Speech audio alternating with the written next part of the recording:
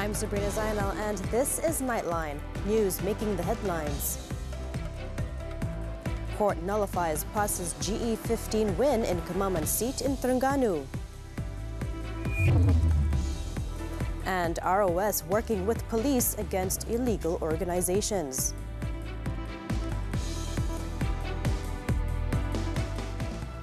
Good morning. We begin with this story. The Terengganu Election Court on Tuesday nullified the victory of Kemaman Member of Parliament CheAlias Hamid, who represented PAS in the 15th General Election GE15. Judge Dato' Anselm Charles Fernandez said the petitioner in the case, Wan Muhammad Hisham Wan Abdul Jalil, who is a voter, succeeded in proving that corruption had taken place with the aim of influencing voters in the polls. Following the decision, the court also ordered the respondent to pay 30,000 ringgit to the petitioner. When delivering the judgment, Anselm stated that he found corruption had been committed with the knowledge of the respondent. He also cited that money had been given as an inducement for votes before declaring the GE15 result for Kemaman null and void. He also said that if the fund distribution was the state government's initiative, he would have considered it to occur after the election, but the act happened a few days before GE15. The official program, said to be organized by the Terengganu government, included the Bantuan I Belia and I Siswa and contributions for the disabled and Asnaf. The petitioner was represented by lawyers Dato' Hafarizam Harun, Amin Othman and Nur Hazira Abu Hayyan, while CheAlias was represented by his counsels Saifuddin Othman and Wan Rohimi Wan Daud. Hafarizam also told reporters that the judge had called the lead counsel of both parties into his chambers and informed them that should there be no appeal, he would notify the Election Commission (EC) of the decision next week. Jika sehingga 3 Oktober ini tiada permohonan untuk menangguhkan keputusan ini dibuat ataupun tiada rayuan, maka beliau akan memaklumkan kepada SPR pada 3 bulan Oktober keputusan beliau pada hari ini. In GE15, held in November 2022, CheAlias won the Kemaman parliamentary seat after obtaining 65,714 votes in a four-cornered fight. He defeated Barisan Nasional's Datuk Seri Ahmad Said with a majority of 27,179 votes. The other two contenders were Rosli Abdul Gan from Pejuang and Hasuni Sudin from Pakatan Harapan, who obtained 506 votes and 8,340 votes respectively. Meanwhile, Ipoh Timur MP Howard Lee Chuan publicly apologized for quoting a verse from the Quran in a video posted on social media recently. The DAP Central Executive Committee member said his apology followed advice from UMNO Secretary General Dato' Ashraf Wajdi Dusuki, who had reproached him about the matter. Saya mengambil kesempatan ini untuk meminta maaf ke atas segala kesulitan yang telah diwujudkan dan memohon maaf bagi semua pihak, termasuk rakan-rakan dan saudara-saudari bukan Islam dari Dewan Himpunan Penyokong PAS. Prior to this, he had provided his statement at the Perak Contingent Police Headquarters in Ipoh. Lee also mentioned that he could only give his statement to police on Tuesday after returning from the 78th United Nations General Assembly in New York, United States. Several quarters have filed police reports against him for allegedly insulting Islam by misinterpreting a verse from the Quran in a viral video. Due to that, 2 investigation papers were opened under the Penal Code as well as the Communications and Multimedia Act. Lee claimed that he had consulted a religious expert prior to quoting the verse in the viral video. The Registrar of Societies Malaysia RoS has identified several organizations suspected of being involved in criminal activities. Its Director General Muhammad Nawardi Saad said the RoS is actively cooperating and sharing information with the police to enable further action to be taken against these organizations.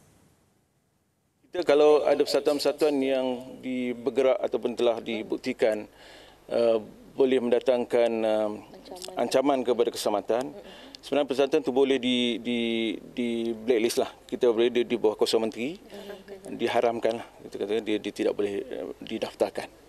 Kalau dia tidak boleh didaftarkan, dia bergerak, kita boleh ambil tindakan lah. Muhammad Nawardi said this in a press conference at the Home Ministry complex in Aikrooh, Malacca on Tuesday. He added that the organization's activities were detected through the RoS's legalization program, which was implemented since 2021.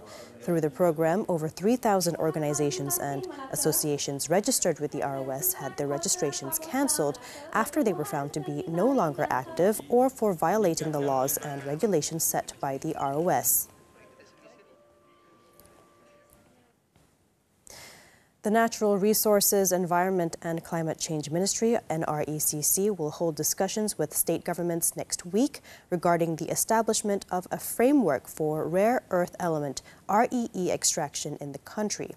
Its Minister Nik Ahmad said the discussions would focus on the processing aspects that need to be done in the country, as well as the potential areas that could be explored without disrupting the permanent forest reserve ecosystem.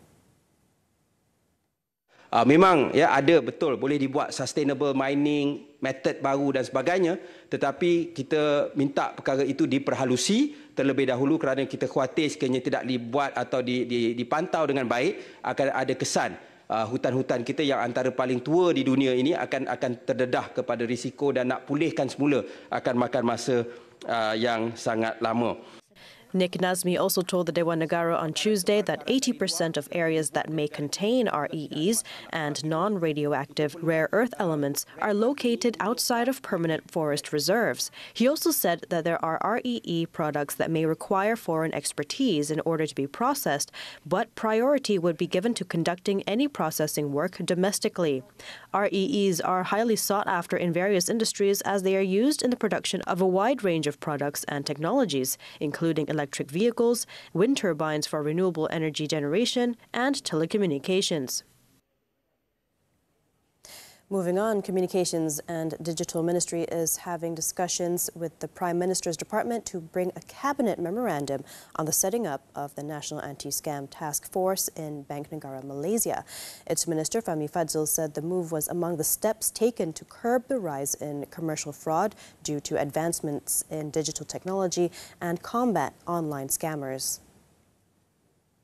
Bank Negara has requested that I assist with the National Anti-Scam Task Force, but we are reverting to the Prime Minister's Department because the governing agency, the agency that's responsible is NFCC, which is under PMO. So we're having some discussion with PMO about bringing Memorandum Jemaah Menteri on this matter. Fahmi also said one of the root causes of online scams was data leakage, which enables scammers to trick consumers using their personal information. He noted since 2017, the Malaysian Communications and Multimedia Commission, MCMC, has blocked about 2 billion suspicious calls and more than 500 million suspicious short messaging service from reaching Malaysian consumers. This was done with the assistance of telco service providers to tackle the issue of online scams. Issues concerning the supply of rice in the country will be discussed in the Cabinet on Wednesday. Agriculture and Food Security Minister Datuk Seri Muhammad Sabu said this includes any current developments on the ongoing rice supply issue. Saya nak lihat agenda, tapi saya akan kemukakan perkara baru yang berlaku yang saya akan sampaikan dalam Kabinet, insyaAllah. He was speaking to reporters after officiating the 25th Malaysian National Committee on Irrigation and Drainage meet at Wisma Tani in Putrajaya. Meanwhile, commenting on proposals to break the rice monopoly, Muhammad Sabu said the matter needs to be discussed with relevant ministries and agencies before any decision is made. This was because Malaysia's current concession to import rice has been held by Padi Beras Nasional Berhad, Bernas, for 10 years. He said discussions to break the monopoly require strong reasoning and involve the Finance and Economy Ministries and Prime Minister's Department. He added that as the ongoing rice issue is a matter of food security and also a collective responsibility, therefore the concern of ending the rice monopoly should be looked into together with the question of sustainability. Media Prima Berhad, MPB, and the Road Transport Department, RTD, are keen on exploring efforts to help the enforcement agency to disseminate information about road safety issues. RTD Director General Datuk RoS Taha said this was among the topics discussed between the RTD and MPB's top management during the former's visit to Sri Pentas in Bandar Utama on Tuesday. Saya mengucapkan terima kasih banyak kepada Media Prima atas kerjasama dan kesediaan untuk kita bersamalah berkolaborasi. Masing-masing kita, dua-dua pihak bersetuju untuk kita melihat ruang dan peluang untuk kita bersama dalam mengatasi masalah-masalah yang berkaitan dengan keselamatan jalan raya dan sebagainya. Ada perkara-perkara yang kita minta bantuan daripada Media Prima untuk kita war-warkan inisiatif-inisiatif baru yang kita telah perkenalkan dan akan perkenalkan. He was speaking to reporters after the meeting with Media Prima board members. MPB Chairman Datuk Sri Dr. Syed Hussein Al-Junid, who had earlier welcomed RoS and his entourage at Sri Pentas, expressed his gratitude for the visit from RTD's top officer. He said he'd hoped the visit will improve ties between the company and enforcement agency. Among others, RoS said the two parties discussed the possibility of setting up RTD booths in one of the media conglomerate's upcoming major events, Carnival Jom Heboh. He said RTD's presence at Carnival Jom Heboh would help expand the department's ability to convey information to a larger audience. The department would also be able to provide mobile services to customers at these large-scale community events in order to ease the process of settling summonses, license renewals, and road tax. He said such an initiative would help reduce the number of people queuing up at RTD offices and branches. Also present were Media Prima Omnia Chief Operating Officer Datuk Muhammad Effendi Omar, as well as Media Prima Television Network's Deputy Group Editor, News and Current Affairs, Azhari Muhyiddin. Also in attendance among the RTD delegation was RTD's Senior Enforcement Director, Datuk Lokman Jaman, and RTD's Road Safety Division Director, Dr. Wong Yao Duen. Lelaki yang disyaki perogol bersiri, Lee Chow Meng. Siapa yang ada ciri-ciri bekas kekasih dia, itulah mangsa dia. Kekasih dia membuat keputusan untuk tinggalkan dia. Jadi dia marah sangat. Sebab tu dia nak balas dendam tu. Pihak polis telah menutup kes yang dibuka. Fail Mahkamah, Rabu 9 malam di TV3 dan stream secara HD di Tonton. There is no place like home. At least that is the way it's supposed to be. But for victims of domestic abuse, home can be a living hell. Selangor, the country's most populated state, has seen an increase in domestic violence cases. So what more can be done to help the victims? Natasha Bust and Amira Huda have the report. 813 domestic violence cases in 243 days. That's an average of 3.3 cases a day. And that horrifying statistic comes from Selangor alone. Recently, Selangor Police Chief Hussein Umar Khan revealed the state recorded its highest number of domestic violence cases since 2017. Most of the victims in the 813 cases reported between January and August this year were wives. Now, for years, the government and NGOs have introduced measures to help victims of domestic violence. These include setting up one-stop centers at government hospitals, hotlines, and raising awareness on seeking protection orders. But can more be done? Women's Aid Organization Advocacy Director Abhinaya Mohan says attitudes towards domestic violence need to change. A 2021 survey by her organization found that 53% of people view domestic violence as a normal reaction from everyday stress and frustration. It's very unfortunate, actually. But we've got a huge task ahead of us. Conversations are very important. Changing mindsets are very important. Showing support, talking publicly, I think is very important. And this change of mindset has to happen at all levels of society. Desperately across the board is gender sensitization training for our police, for our medical frontliners, for our teachers, for community heads, because these are often the first port of call that everyone who experiences violence. For Women's Center for Change Program Director Karen Lai, awareness programs must start at a young age. Teaching them about respect and setting safe boundaries is fundamental to them developing healthy relationships, both with themselves and with others, including potential life partners. But a change of mindsets and increased awareness hinges on adopting a more open attitude, as All Women's Action Society Senior Program Manager Lillian Cox says. While we are committed to conducting anti-domestic abusers campaign to the best of our abilities, right, the effectiveness of these efforts can be compromised when the community appears to be reluctant to acknowledge the existence as a detrimental issue. Friends and family should be more open and more compassionate in offering emotional support to the victims and encourage them to seek help. Natasha Bust and Amira Huda, FMT for Nightline. Fuel depot blast leaves 20 killed, hundreds injured. News from the foreign front after this breather.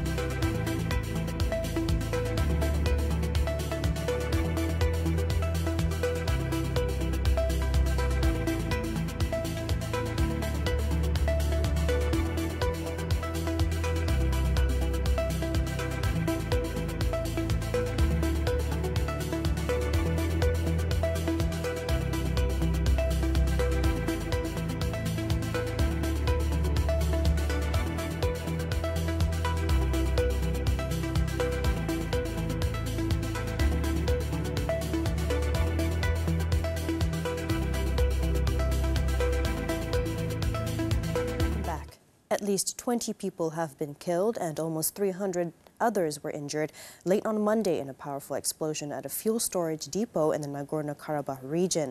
In a statement on Tuesday, local officials said 13 unidentified bodies were found at the scene, while 7 more died in hospital after the blast at the facility near the regional capital of Stepanakert. 290 people were admitted to hospitals, with dozens in critical condition, leaving medical centers at capacity. The cause of the blast remains unknown. Since Azerbaijan's seizure of Nagorno-Karabakh last week, thousands of people have left the area after the Armenian government in Yerevan announced plans to move those made homeless by the fighting. Now, the Philippines vowed on Tuesday not to back down in the face of a Chinese effort to block its fishermen from a fiercely contested shoal in the South China Sea, with Beijing warning the Southeast Asian nation not to provoke and cause unnecessary trouble. The comments came a day after Manila cut a floating 300-meter barrier installed by Beijing at the shoal, one of Asia's most contested maritime features. The move, which the Philippines called a special operation, could further strain ties between the two countries that have deteriorated this year. China, in the meantime, has accused the Philippines of intruding in what were indisputably Chinese waters. Its foreign ministry spokesperson, Wang Wenbin, said the country firmly upholds the sovereignty and maritime rights of Huangyan Island and warned Manila to steer clear of any sort of provocation. At least 6 people were dead and 13 others missing on Monday after a swollen river swept away homes in Guatemala's capital city. Search dogs and recovery teams discovered the bodies of 6 people, with an estimated 8 children among the 13 still missing. According to Guatemala's National Coordination for Disaster Reduction Agency, waters from the Naranjo River pushed mud and debris through the town of Dios es Fiel, destroying at least 6 homes that had been perched under a bridge. Landslides are a constant threat during Guatemala's rainy season, which runs from May to November, already killing at least 29 people this year alone.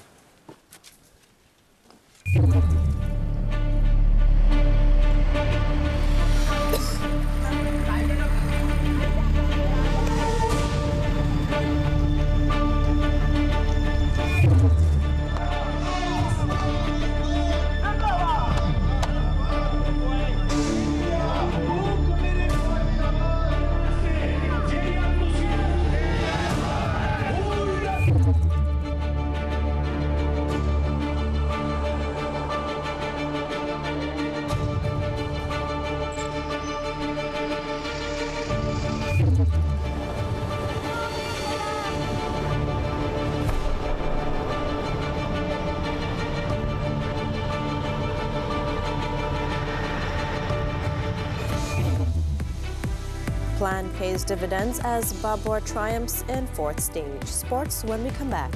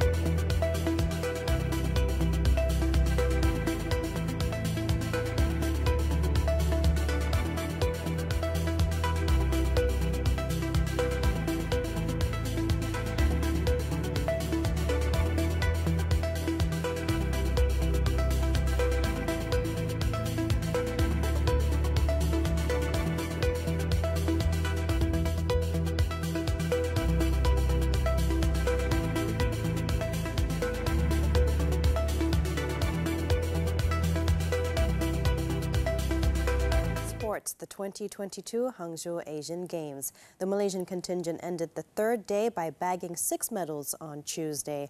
Among the event that contributed were esports, sailing and cycling. The Malaysian contingent earned its second silver after the Malaysian Arena of Valor AOV team lost to home side China 2-0.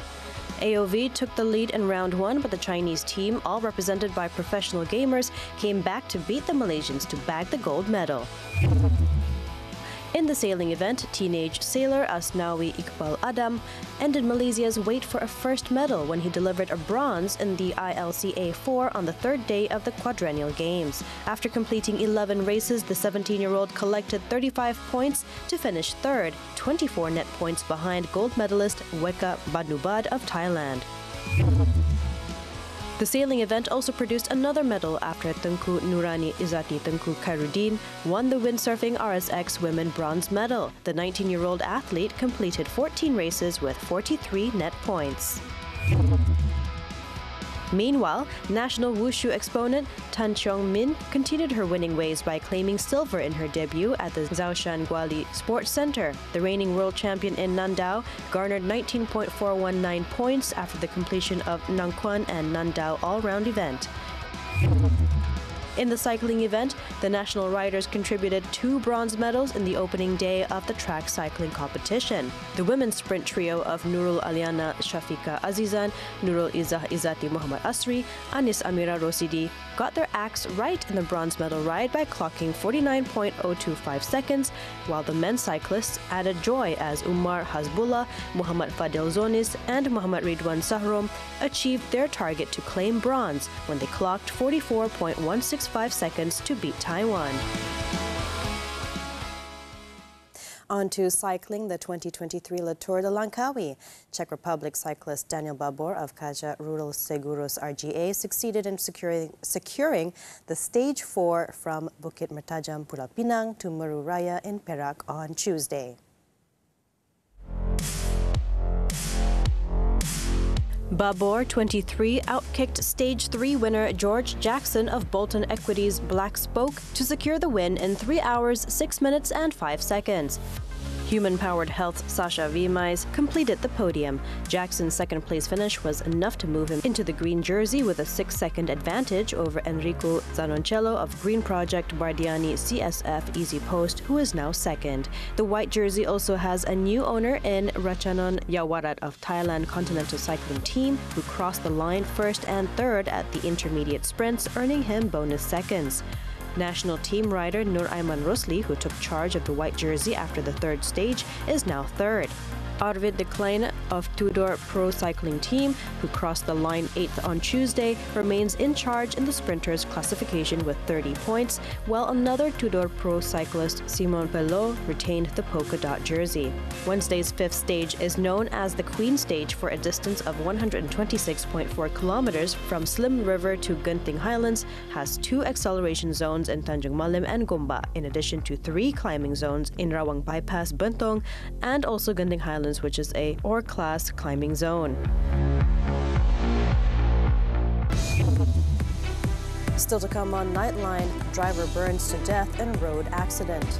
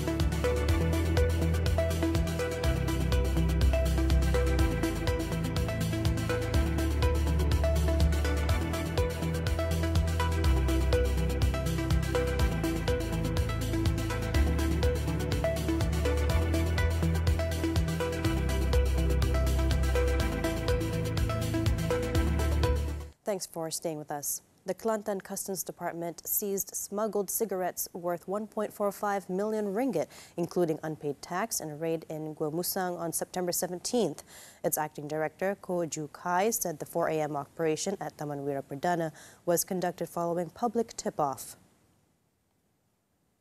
According to Ko, a lorry which was used to transport the contraband cigarettes was also seized during the raid. Checks inside the lorry found 1.86 million sticks of cigarettes, valued at 204,600 ringgit, while unpaid tax amounted to 1.2 million ringgit. Initial investigation also showed the contraband cigarettes were smuggled into Kelantan from a neighboring country via the many illegal jetties along the border and were meant to be distributed in the Klang Valley area. The case is being investigated under the Customs Act. In Seremban, a driver was burnt to death after his car was engulfed in flames following an accident along Jalan Bukit Tangga on Tuesday morning. A fire and rescue department spokesman said the victim's vehicle was hit by a lorry near the Jeram Toy recreational forest at around 9:30 a.m. The huge impact of the collision caused the vehicles to be dragged for some distance before both vehicles came to a stop in a 6-meter deep ditch. Preliminary investigation found that the lorry driver had lost control of the vehicle while heading towards the direction of Jelebu. Firemen removed the charred remains of the driver from the wreckage around noon. Meanwhile, the lorry driver, who sustained serious injuries, was rushed to the Tuanku Jafar Hospital for treatment. Police are working to identify the deceased victim, including efforts to check the vehicle's chassis number in order to track down the owner of the car.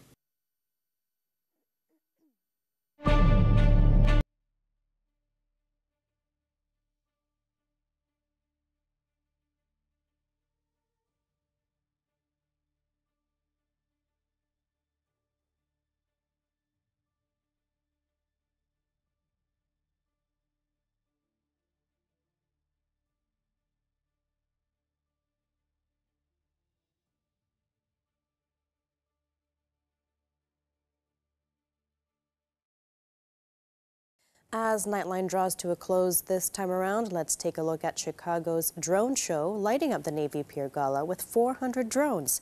I'm Sabrina Zainal. Thank you for watching and stay safe.